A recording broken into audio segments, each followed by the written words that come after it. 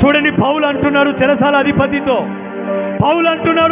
అధిపతితో, నేను కృప పొందిన వాడను, ఆయన కృప ద్వారా బ్రతుకుచున్నవాడను, ఆయన కృప ద్వారా రక్షింపబడిన వాడను. దమస్కు మార్గములో గుండా నేను వెళ్తున్నప్పుడు కృపామయుడు నన్ను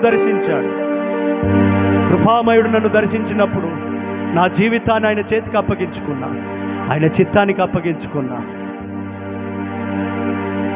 చెరసాల అధిపతితో పౌలు చెప్తున్నాడు, నువ్వు నమ్ము, నా దేవుడు నీకు కూడా కృప చూపించి నీ కుటుంబాన్ని రక్షిస్తాడు.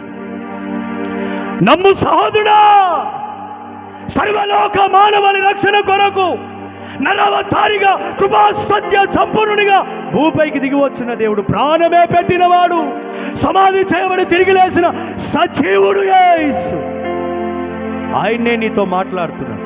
అదే శాశ్వతమైన ప్రేమతో ప్రేమిస్తున్నాడు. దావీదుకు చూపిన అదే కృప నీకు చూపించాలని ఆశపడుతున్నాడు.